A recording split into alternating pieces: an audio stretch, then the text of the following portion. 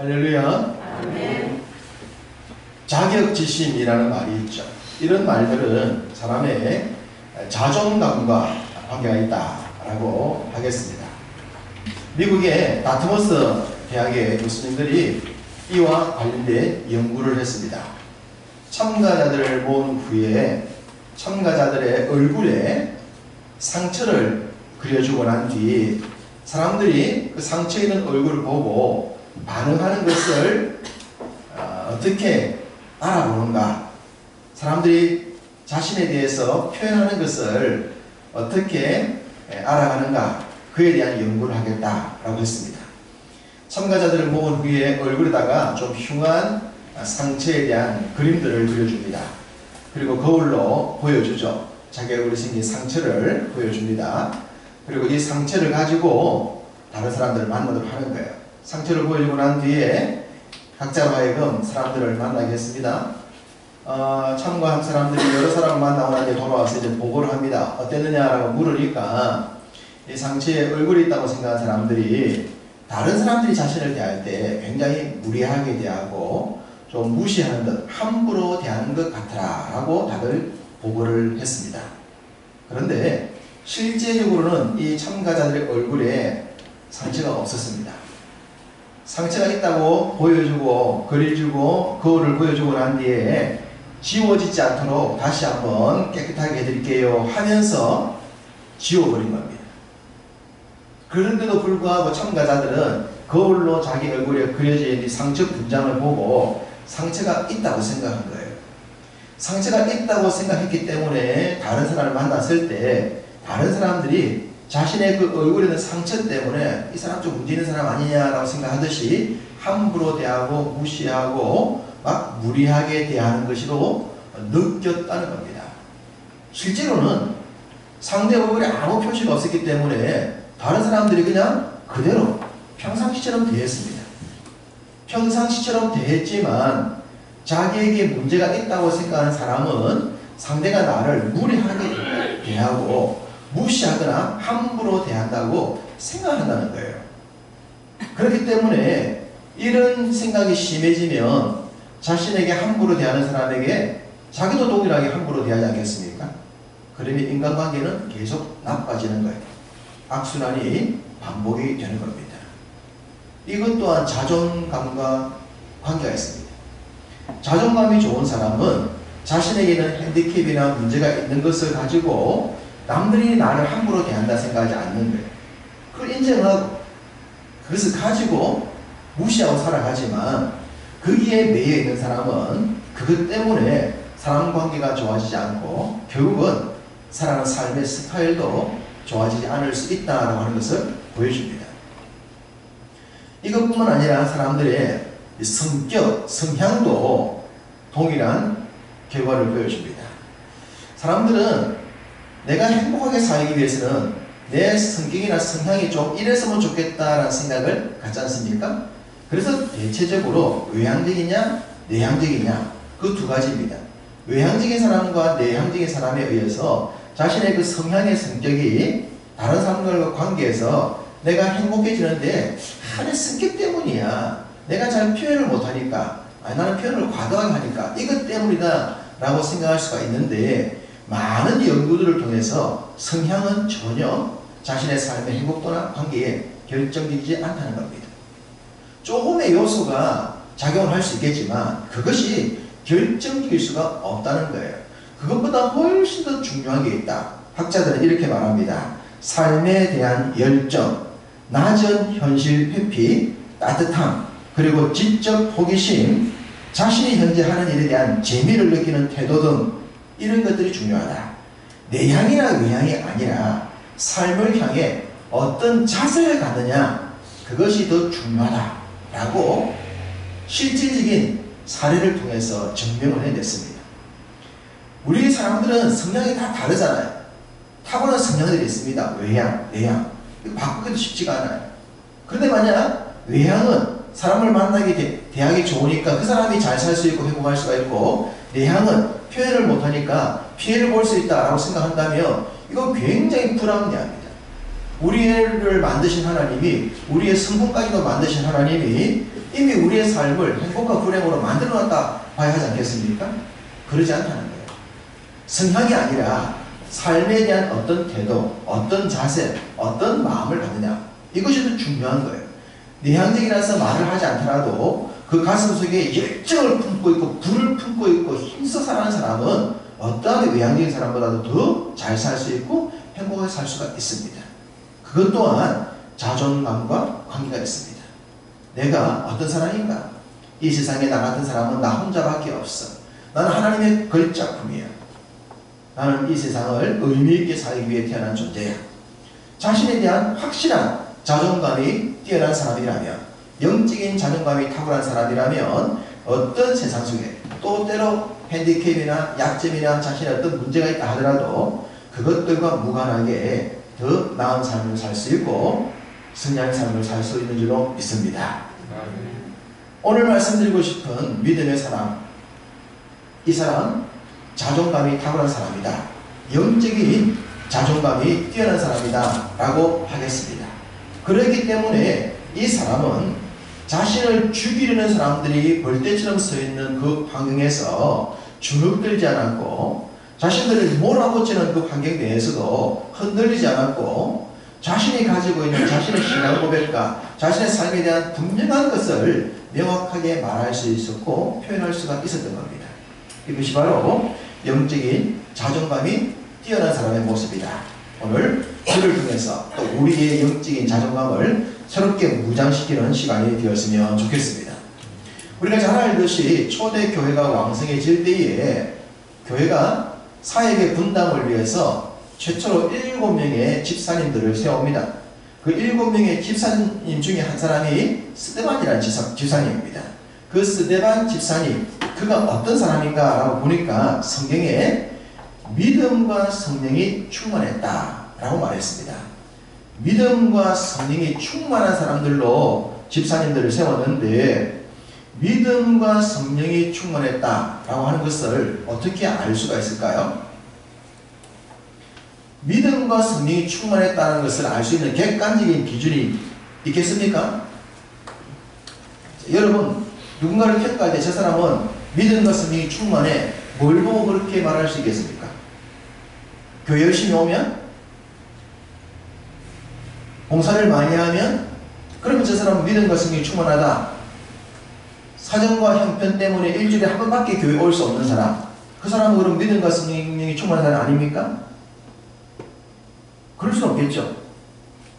외적으로 나타나는 것을 가지고 믿음과 성령이 충만하다라고 평가할 수는 없습니다. 그런데 왜 성경은 최초의 집사님들을 세울 때 믿음과 성령이 충만한 사람을 세웠다고 했을까요? 여러분 생각에는 어떤 것이 성령과 믿음이 충만하다라고 할 수 있겠습니까? 뭘 보고? 참 어려운 일인데 어쨌든 성경이 그렇게 말하고 있는 거예요. 성경이 최초로 세운 집사님들을 성령과 믿음이 충만했다라고 성경이 말씀하고 있기 때문에 그걸 인정하는 겁니다. 그럼 6장 8절 한번 볼까요? 6장 8절에 보면 이렇게 해두었습니다. 스데반은 은혜와 권능이 충만하여 큰 기사와 표적을 민간히 행했다라고 말합니다. 여기서도 은혜와 권능이 충만했다. 자, 은혜와 권능이 충만했다고 말하는 것은 믿음과 성령이 충만했다는 것하고 같겠어요. 믿음과 성령은 뭐 은혜가 충만. 저 사람 은혜가 충만해. 뭘 보고 은혜가 충만하다 그러지? 근데 권능이 충만해. 권능이 충만하다고 하는 것은 기사와 표적으로 볼 수 있습니다. 기사와 표적은 나타나는 것이죠. 은혜나 믿음이나 성령은 나타나지 않는 거지만, 내적인 것이지만, 권능이나 기사나 표적은 외적인 것이다, 나타나는 것이다 할 수 있습니다. 이 집사님 대단합니다. 믿음과 성령도 충만했고 은혜도 충만했는데 권능도 충만했고 기사와 표적을 나타낼 정도였다 라고 말하니까 집사님 정말 대단한 집사님들입니다. 이 집사님, 대단한 집사님, 이 집사님이 지금 공의 앞에 붙들려서 일종의 법적인 신문을 받고 있는데, 그 당시 스데반 집사님의 얼굴이 어떻다라고 말합니까? 천사의 얼굴과 같았다라고 말하고 있습니다. 자, 여러분 중에 천사의 얼굴을 보신 분이 계십니까? 어떤 얼굴이 천사의 얼굴과 같을까요? 아기가 없는 얼굴. 아이 같은 얼굴, 천진난만 아이 같은 얼굴. 어른들 중에 좀 아이 같은 얼굴도 그럼 천사 같은 얼굴입니까? 타고난 얼굴이 좀 아이처럼 안 생겼다면, 타고난 얼굴이 늙어 보인다면, 그런 얼굴은 천사 얼굴이라고 할 수 없습니까? 천사의 얼굴을 객관적으로 보기가 어려운데, 성경은 또 이 스데반의 얼굴을 천사의 얼굴 같았다, 그렇게 말하고 있어요. 모세가 십계명을 받기 위해 시내산에 올라갔더랬습니다. 시내산에 올라가서 40일 금식 기도를 하고 난 뒤에 내려올 때 얼굴이 어떻게 됐었죠? 빛났다, 광채가 났다 했지 않습니까? 광채. 그런 얼굴이 천사의 얼굴과 같지 않을까라는 생각을 해봅니다. 믿음 생활 하다 보면 객관적인 눈에는 안 보이지만 어떤 경우 어떤 사람의 얼굴은 광채가 나기도 하거든요. 영적인 광채가 나기도 하거든요. 근데 객관적인 기준은 없어요. 어쨌든 저 스데반에 대한 기록들을 성경이 남겨뒀는데, 믿음 충만, 성령 충만, 은혜 충만, 권능 충만, 기사와 표적, 그리고 얼굴은 천사와 같았다, 이렇게 말하고 있으니까, 야, 이 초대교회에 세워진 집사님 정말 대단해 보이지 않습니까? 이 대단해 보입니다. 이렇게 탁월한 능력이나 영적인 것을 갖췄던 집사님이라면 하나님께서 크게 쓰실 만한 사람인 것 분명하겠죠. 분명히 쓰시기 위해서 선택받았습니다. 이 스데반이 어느 날 오늘 본문에 보면 공회, 회당에서 논쟁을 하다가 붙들려 갑니다. 회당에서 논쟁을 했는데 다른 율법학자들과 논쟁하다가 율법을 선생된 사람들이 스데반과의 논쟁에서 못 이겼어요. 스데반이 너무 말을 잘하는 거예요. 바울도 말을 잘했죠. 철학의 도시 아테네에서도 그 철학자들을 굴복시킬 정도로 논쟁이 뛰어났던 사람이 바울인데, 스데반도 잘했어요. 그러니까 사람들이 스데반과 논쟁하다가 못 이기니까 막 화나는 겁니다. 논리가 부족하는 사람들은 화를 내죠. 화를 내다가 안 되면 행동을 옮기지 않습니까? 그래서 스데반을 붙잡았습니다. 붙잡고는 강압적으로 이 사람을 끌고 공회 앞에 세웠어요. 공회. 자, 공회라고 말한다면 이스라엘에 있어서는 공적인 장소인데, 우리로 말하면 일종의 법정이라고 합니다. 이스라엘의 법정. 종교재판이 이루어진 곳이라고 볼 수 있겠죠. 종교단체였던 이스라엘이기 때문에 거기서 결정되면 곧 실행에 옮길 수 있는 아주 무서운 장소였습니다. 바로 그 공회에 스데반을 이끌고 왔습니다. 자, 여러분이 어떤 사람들과 대화를 하다가 이런 법정에 여러분을 지지하는 세력 하나도 없이 혼자 그런 법정에 들어갔는데 여러분들을 몰아붙이는 거짓쟁이들이 가득한 장소에 끌려갔다면 속된 말로 좀 쫄리겠습니까? 안 쫄리겠습니까? 그냥 쫄리는 것이 아니라 뭐 오금이 쫄리죠. 막 생각도 없어지고 논리도 없어지고 무슨 말을 할지도 모르겠고 막 그러지 않겠습니까? 이제 주눅드는 거죠.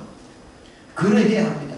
지금 스데반이 법정에 끌려갔는데 그 법정에는 거짓증인들 가득하고 율법론자 가득하고 끌어왔기 때문에, 끌려왔기 때문에 혼자밖에 없는 데서 이 사람을 지금 죽이기 위해서 온갖 말들을 이 스데반에게 쏟아붓고 있는 그런 상황이었어요. 그런 상황인데 그때 공회에 모인 사람들이 그때 스데반의 얼굴을 본 겁니다. 그때 스데반의 얼굴을 봤는데 오늘 본문 뭐라고 말합니까? 그때 스데반의 얼굴이 천사의 얼굴을 봤다. 그때 누구의 눈에? 공회에 붙잡아왔던 사람들의 눈에, 이게 지금 믿는 사람들 눈에 아니고 스데반을 몰아붙여서 죽이려고 하는 사람들 눈에 스데반이 어떻게 보였다? 천사 얼굴처럼 보였다. 와, 이게요, 나쁜 놈들의 눈에 천사처럼 보였다는 거예요. 나쁜 놈들 눈에. 도대체 스데반의 영성이 얼마나 탁월했으면 이랬을까? 자기를 그 죽이려는 사람들의 눈에 천사처럼 보여줬을까? 어쩌면 이렇지 않겠습니까? 겁을 주면 겁을 먹고 쪼려서 오금이 들어대는데 스데반을 보니까 전혀 안 쪼려 있는 거예요. 얼굴이 평안한 거예요. 겁먹은 거 하나 없고 주눅든 거 하나 없고 쫄리는 거 하나 없고 눌리는 거 하나 없고 아무것도 없는 상태에서 당당하게 평안하게 서 있는 겁니다. 그러니까 이 스데반을 죽이기 위해서 몰려왔던 사람들이 그 얼굴을 보자마자 깜짝 놀란 거예요. 이건 뭐지? 쟤가 왜 저래? 자신들의 괴하고 안 맞는 거죠. 무엇이 스데반을 이렇게 만들었는가? 스데반 속에 있는 영성, 그의 믿음이 충만했다. 은혜가 충만했다. 성령이 충만했다. 바로 이런 상황 속에 나를 몰아붙이고 나를 위협하고 나를 해하려는 세력 앞에 주눅들지 않는가, 자존감 상하지 않는가, 있는 그대로 자신을 나타내 보일 수 있는 것, 나의 부족함도 낼 수 있고 나의 못남도 주저없이 내놓을 수 있는 것. 나 많이 배우지 못했어, 난 가난해, 나 부족해, 그게 뭐? 그거 어쩔 내가 가난한 집에 태어난 게 뭐? 내 부모님을 못 배운 거 뭐? 그건 뭐? 세상이 나를 누리를 때 자존감이 탁월한 사람은 자신의 배경이나 환경이나 자신의 어떤 이것 때문에 중독되지 않습니다. 스데반이 그런 겁니다. 담대할 수 있는 그 모습, 그것이 세상을 살아가는 그리스도의 모습이요, 우리의 모습이 되어야 할 줄 믿습니다. 이 영적인 자존감, 이것이 세상 앞에 당당할 수 있고 천사와 같을 수 있습니다. 스데반은 그렇게 붙들려간 그 공회에서 자신들을 거짓 증인하는 사람들 앞에서 변증을 합니다. 자기의 믿음을 설명을 하죠. 자기 변증을 하는 내용이 사도행전 7장입니다. 이 사도행전 7장 1절부터 53절까지가 스데반이 아주 긴 장편의 설교요, 한편의 대화 드라마 같은 내용들이 전개가 되고 있어요. 굉장히 길게 보여줍니다. 그 내용을 보면 갈대아 우르에서 아브라함이 불려 나왔을 때부터 이삭과 야곱으로 이어져가는 하나님의 언약의 이야기, 그리고 요셉, 모세로 이어져가는 그런 역사적인 드라마들을 막힘없이 그냥 술술술 흩어냅니다. 성경을 통으로 읽어서 너무너무 티만합니다. 그리고는 38절에 가보시면 광야 생활을 무엇이라고 말하고 있습니까? 광야 교회라고 얘기를 합니다. 정말 이 부분 놀랍습니다. 제가 말씀을 드렸듯이 다윗이 하나님의 마음을 크게 기쁘게 했던 사람이지 않습니까? 그 다윗이 하나님을 기쁘게 했던 이유 중에 하나가 그동안 존재하지 않았던, 그리고 그 누가 말하지 않았던 성막으로 되어져 있었던 하나님의 집을 성전으로 지어드리겠다는 거였어요. 모세 이후 그 누구도 움직이는 하나님의 집을 움직이지 않는 집으로 지으라고 말을 한 적이 없어요. 그런데도 불구하고 다윗이 역사상 처음으로 성막으로 된 것을 성전으로 짓겠다는 사람입니다. 인류 역사, 성경 역사 처음으로 그 말을 한 사람이에요. 하나님이 다윗의 그 마음을 크게 기뻐하셨다라고 솔로몬이 역대기를 기록할 때 자기 아버지를 표현하면서 쓰지 않습니까? 하나님이 우리 아버지가 성전을 짓겠다 한 것을 크게 기뻐하셨다라고.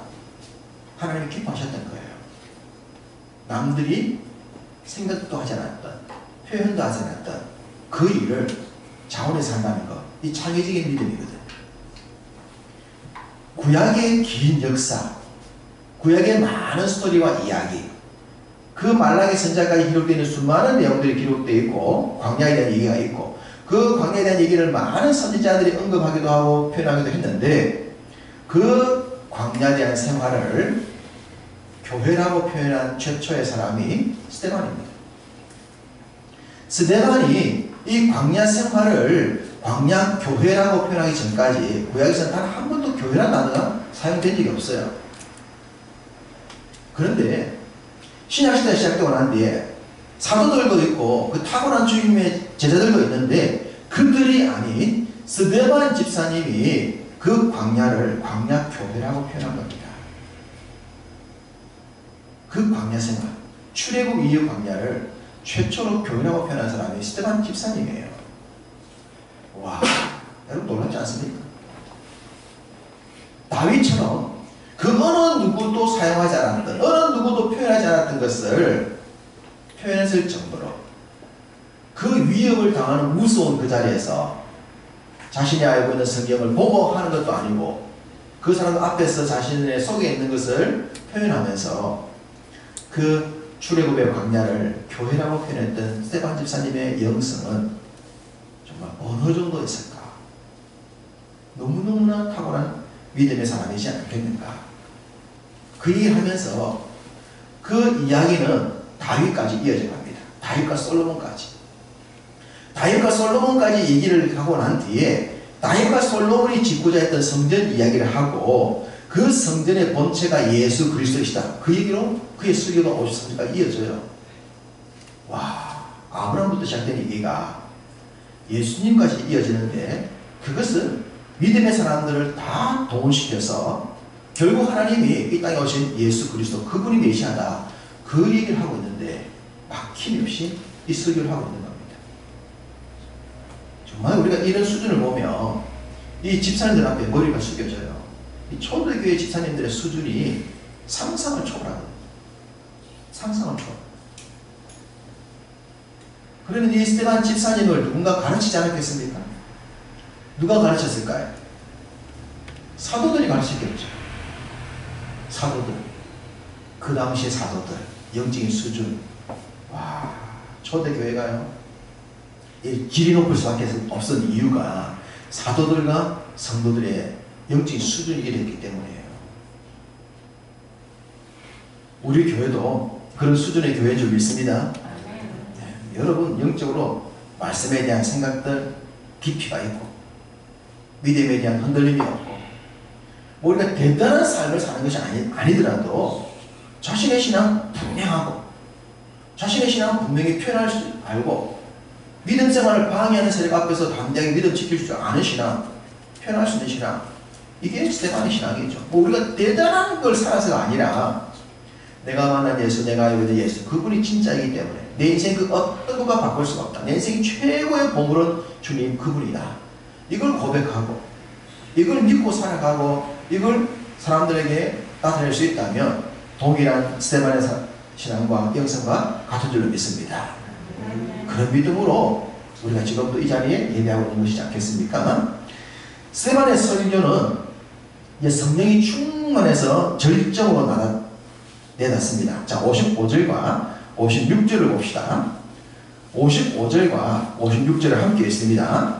스데반이 성령 충만하여 하늘을 우러러 주목하여 하나님의 영광과 및 예수께서 하나님 우편에 서신 것을 보고 말하되 보라 하늘이 열리고 인자가 하나님 우편에 서신 것을 보노라 한데 라고 했습니다. 여러분이 조금 더 관심 있게 볼 수 있고 좀 더 관심 있게 찾을 수가 있다면 이 55절과 56절은 이미 53절까지 스데반의 설교가 끝난 이후에 추가로 표현된 내용인데 사도행전 1장부터 처음부터 좀 살펴보신다면 스데반이 설교를 시작할 때 성령이 충만하여 설교했다라는 표현은 없습니다. 그냥 설교가 나오는 겁니다. 하나님이 성경을 기록할 때 스데반이 성령이 충만하여 설교했다 하지 않고 그냥 스데반이 처음부터 하나님 말씀을 전해요. 그렇게 전했는데 설교가 다 끝나고 난 뒤에 추가로 55절, 56절 추가 내용에 있어서는 성령이 충만했다라고 표현하고 있습니다. 성령이 충만했다. 성령이 충만한 결과 스데반의 영적인 눈이 열렸고 영적인 눈이 열리는 바람에 하늘에서 예수님이 하나님 우편에 서 있는 것을 보게 되는 거예요. 설교 끝나고 난 뒤에 성령 충만해서 영적인 눈이 열려서 예수님을 본 겁니다. 그리고 보았다라고 말을 했죠. 그렇게 보았다라고 말하는 결과가 이제 문제가 되는 겁니다. 자, 지금 스데반이 공회에 잡혀와서 이를 막 거짓 증인들이 총동원시켜가지고 어떻게 스데반을 해보려 그랬는데 스데반이 이제 이 설교를 한 거예요. 쫙 나가니까 공회에 있는 사람들이 막 이를 끄고 가면서도 이걸 어떻게 하고 저렇게 할까 막 생각을 하고 있는데 할 방법이 없단 말입니다. 그런데 갑자기 설교가 끝나고 난 뒤에 추가로 55절과 56절 얘기를 하면서 성령 충만해가지고 하늘이 열리고 자신들이 신성 모독죄로 죽였던 그 예수가 하나님의 아들일 수가 없는데, 신이 될 수가 없는데 그가 지금 하나님 우편에 서 있다라는 이 얘기를 스데반이 한 겁니다. 그 말을 들으니까 이 공의에 붙잡아왔던 이 유대인들이 어떻게 된 겁니까? 뺑 돌아버리고 완전히 돌아온 거예요. 이 얘기 듣자마자 완전히 열받아가지고 막 참을 수가 없어가지고 거기서 스데반을 붙잡고 끌어내서 돌로 쳐 죽이기 시작한 겁니다. 그렇다면 스데반이 지금 순교를 당하게 된 결정적인 이야기는 뭡니까? 성령 충만입니다. 성령 충만하지 않았다면 영적인 눈이 열리지 않았을 것이고, 영적인 눈이 열리지 않았다면 하나님 우편에 서 계신 예수님도 보지 않았을 것 아닙니까? 그냥 설교로 끝났을 것 아닙니까? 그러면 뭐 거기서 대충 뭐가 됐을 텐데, 스데반이 성령 충만해지는 바람에, 영적인 눈이 열리는 바람에, 예수님에 대한 얘기를 하는 바람에 이 사람들이 참지 못하고 끄집어내서 쳐 죽인 건 아니에요. 그러면 스데반의 순교가 결론적으로 무엇 때문이다? 성령 충만함 때문이다. 설교를 시작할 때는 성령 충만이 없었단 말이에요. 설교 끝나도 없었어요. 근데 끝난 뒤에 추가로 성령 충만해지는 바람에 이런 일이 생긴 겁니다. 이렇게 본다면 스데반의 순교는 하나님께서 스데반을 성령 충만케 했기 때문이라 해도 되지 않겠습니까?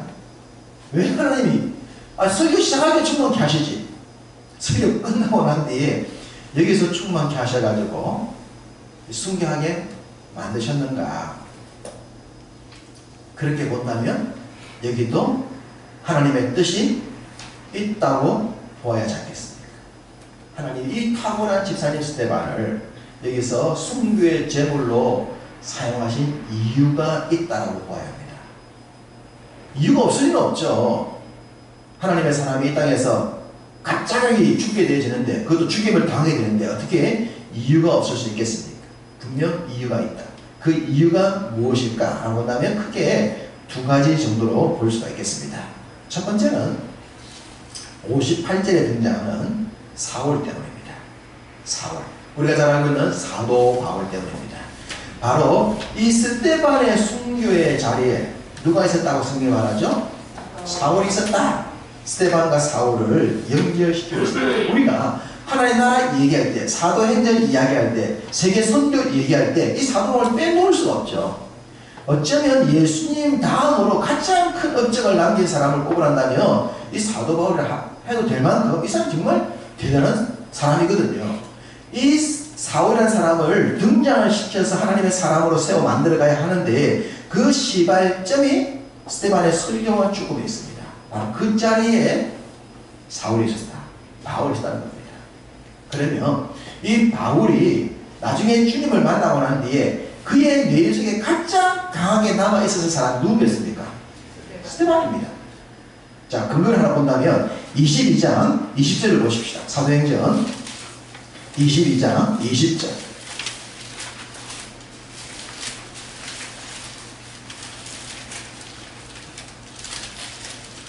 사도행전 22장 20절 함께 있습니다. 또 주의 정인 스데반이 피를 흘릴 때에 내가 곁에 서서 찬송하고 그 죽이는 사람들의 옷을 지킨 줄 그들도 아나이다. 바울이 누구 얘기합니까? 스데반 얘기합니다. 내가 그때 그 자리에 있었다. 주의 정인 스데반. 그 사람 죽일 때 내가 곁에서 있었어. 난 찬성했었다. 옷도 지켜줬다. 이 말은 사도 바울의 뇌 속에 스데반이라는 사람이 강하게 자리를 잡고 있었던 겁니다. 예수님 만나고 난 뒤에 그 스데반의 설교, 아브라함부터 시작해서 예수 그리스도가 이어지는 그 설교, 그의 얼굴, 그의 성령 충만, 그의 죽음, 그때 내가 그 돌을 더 세게 던지라고, 더 강하게 던지라고, 많이 던지라고 소리쳤어요. 그 자리에 그 자신의 모습이 얼마나 부끄럽고 얼마나 미안하고 얼마나 죄송했겠습니까? 예수님 만나고 나니까 그 스데반 그때 그 얼굴이 이해가 되는 거예요. 그 죽음 앞에서 천사의 얼굴을 보여줬던, 그리고 하늘이 열려서 주님을 보았던 그 스데반의 그 모습, 그것이 어쩌면 그 스데반의 죽음처럼 자신도 목숨을 걸고 주님 나라 위에 살아가겠다는 그 다짐과 결심을 하게 하지 않았을까. 바울의 삶에 이 스데반의 사람 빼놓을 수 없습니다. 어쩌면 하나님께서 이 사울을 당신의 세계복음화를 위한 그릇으로 쓰시기 위해서 이때 이 자리에, 스데반의 그 자리에, 그 순교의 자리에 불러 세우신 것이 아닌가. 첫 번째 이유는 이 사울 때문이라고 생각됩니다. 두 번째는 세계복음화의 성취 때문입니다. 바로 8장 1절, 우리가 스데반의 설교가 끝나고 난 뒤에 이제 8장 1절로 넘어가면 새로운 내용이 증거되죠. 자, 8장 1절을 보시면 이렇게 증거되지 않습니까? 그날이 무슨 날입니까? 스데반이 순교했던 그날입니다. 스데반이 순교했던 그날에 예루살렘에 있는 교회에 큰 박해가 있어 사도 외에는 다 유대와 사마리아 모든 땅으로 흩어지니라 하고 있지 않습니까? 스데반의 순교 때문에 지금 예루살렘에 있는 교회에 박해가 일어났고, 그 박해 때문에 복음이 어떻게 됐나? 예루살렘을 벗어나기 시작합니다. 여러분 잘 아시죠? 사도행전 1장 8절 성령이 임하면 어떻게 된다고요? 권능을 받고 난 뒤에